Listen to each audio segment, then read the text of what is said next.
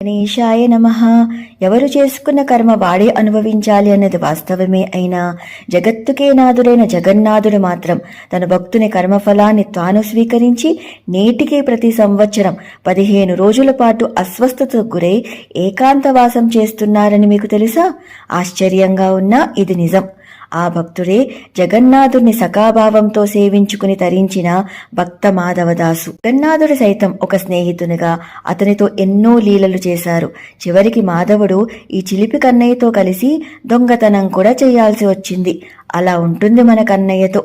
ఒకరోజు మాధవుడికి అతిసార వ్యాధి సోకి తనకు తాను ఏదీ చేసుకోలేనంతగా నీరసపడిపోయాడు. నా జగన్నాథుడే నన్ను చూసుకుంటాడని ఎవ్వరి సహాయము స్వీకరించేవాడు కాదు. ఇదిలా ఉండగా ఒకరోజు ఒంటి మీద స్పృహ కూడా లేకుండా మలమూత్రాలు సైతం మంచంపైనే విసర్జించేంతగా వ్యాధి ముదిరిపోయింది. తననే నమ్ముకున్న తన భక్తుని యోగక్షేమాలు తానే వహిస్తానని కృష్ణ పరమాత్మ తెలియజేశారు కదా. అదే జరిగింది ఇక్కడ. ఒక బిడ్డకు తల్లి మాత్రమే చెయ్యగలిగే సేవని జగన్నాథుడే స్వయంగా దిగివచ్చి తన భక్తుని మలమూత్రాలు సైతం తొలగించి శరీరాన్ని శుభ్రం చేసి ఒక తల్లిలా సాకాడు.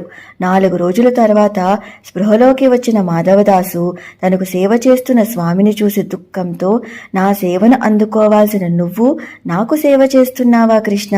నాకు సహాయమే చెయ్యాలనుకుంటే నా రోగాన్నే తగ్గించొచ్చు కదా అని బాధపడ్డాడు. అప్పుడు స్వామి, మాధవ, ప్రతి జీవి తన కర్మఫలాన్ని తానే అనుభవించాల్సి ఉంటుంది. కర్మ ఫలితంగా నీకు వచ్చిన ఈ రోగం తగ్గటానికి ఇంకా 15 రోజులు పడుతుంది.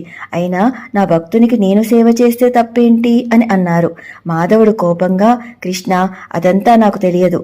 నా రోగమైనా తగ్గించు, లేదా నా మానాన నన్ను వదిలి వెళ్ళిపో అని మొండికేశాడు. సరే, నీ రోగం తగ్గిస్తాను గాని నువ్వు నన్ను 15 రోజుల వరకు కలవకూడదు అని అన్నారు స్వామి. సరేనన్నాడు మాధవదాసు. వెంటనే మాధవదాసుకి నయమైతే అయ్యింది గాని స్వామి అక్కడి నుండి వెళ్ళిపోయారు. తన రోగాన్ని తగ్గించటానికి స్వయంగా జగన్నాథుడే ఆ రోగాన్ని స్వీకరించి ఏకంగా 15 రోజుల పాటు అస్వస్థతకు గురయ్యారని తెలుసుకున్న మాధవదాసు ఎంతగానో దుఃఖించాడు. అప్పుడు స్వామి, మాధవ, ఈ కలియుగంలో భక్తులను అనుగ్రహించటానికి నీ నెపంతో నేను చేసిన లీల ఇది.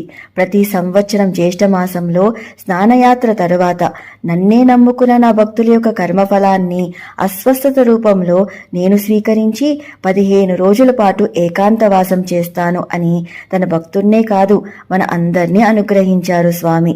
ఏ జగన్నాథ, మీ దయకు నేను ఏమిచ్చి రుణం తీర్చుకోగలను స్వామి? నన్ను నేనే మీకు సమర్పించుకోవటం తప్ప. శరణు శరణు గోవింద, శరణు శరణు.